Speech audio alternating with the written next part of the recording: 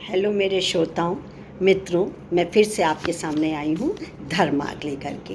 मैं पिछले कई महीनों से धर्मार्ग नामक शीर्षक के अंतर्गत आध्यात्मिक और धार्मिक विषयों को लेकर के, जो कि बहुत ही प्रासंगिक होते हैं, छोटे होते हैं लेकिन बहुत सारगर्भित होते हैं, बड़ी गहराई इनके अंदर होती है। और यदि इन मार्गों को अपना लेते हैं, यदि इनके धर्मार्ग के जो विचार होते हैं उनमें से हम 10-12 भी अपने जीवन में उकेर लेते हैं, तो हमें फिर किसी चीज़ की ज़रूरत नहीं है। हमें ईश्वर की दी हुई चीज़ें, संतोष है, दया है, दान है, धर्म है, उदारता है, सहयोग है, सहिष्णुता है, ये मिल गए, ये हमारे में है।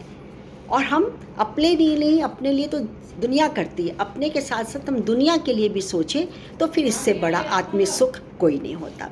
तो एक विचार आज मैंने निकाल के रखा हुआ है आपके लिए। इसका शीर्षक है समाज और मानव। अब देखिए, समाज और मानव एक दूसरे के पूरक होते हैं। एक छोटी सी यूनिट मानव, व्यक्ति, मनुष्य जो होता है वो मिल करके एक समाज को करते हैं। तो इस मनुष्य का कर्तव्य होता है समाज की जिम्मेदारी या कर्तव्यों को पूरा करें, और समाज की जिम्मेदारी होती है कि हम अपने मानव की रक्षा सुरक्षा करें। किस तरह, कैसे करना है, कैसे पूरक है, ये मैं आपको बताती हूँ। तो इसको हम तक लाए हैं डॉक्टर विजय प्रकाश त्रिपाठी जी।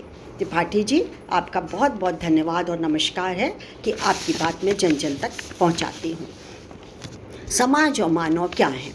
मनुष्य और समाज, शरीर उसके अंगों के सदृश हैं, दोनों परस्पर पूरक हैं, एक के बिना दूसरे का स्थायित्व संभव ही नहीं है, दोनों में आपसी सहयोग परमावश्यक है।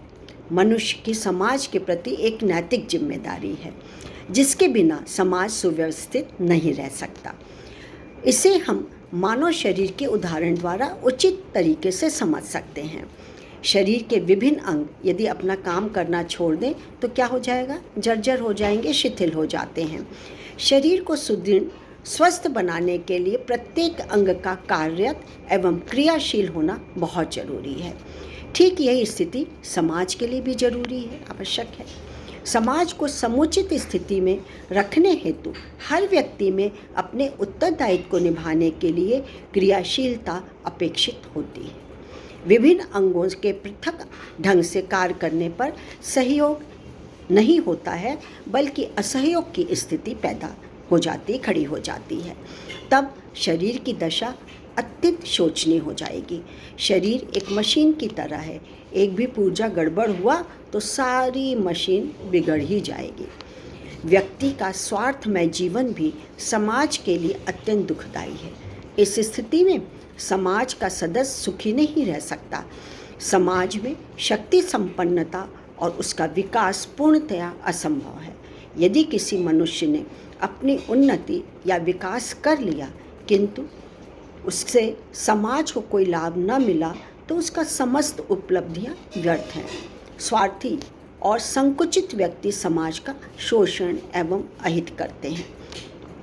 इस तरह के व्यक्ति समाज के शत्रु होते हैं, जो निरंतर असहयोग की दुर्भावना फैलाते रहते हैं और समस्याएं खड़ी करते रहते हैं।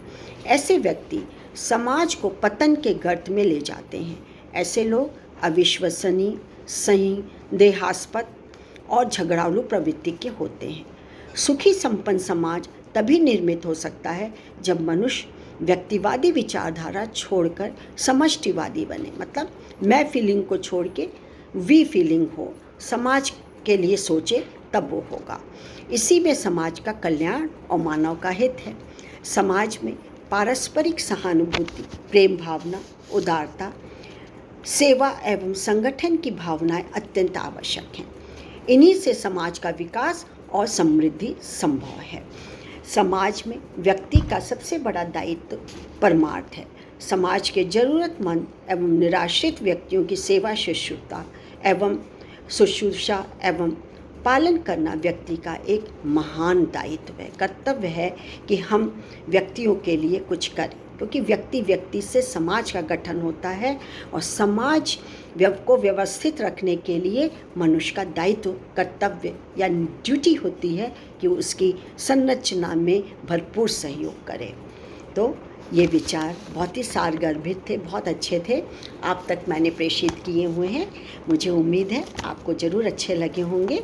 फिर मैं एक नए धर्मार्ग में एक नए विचार के साथ आपके सामने उपस्थित होंगी। तब तक के लिए मुझे जाने की आज्ञा दीजिए। नमस्कार। Thank you.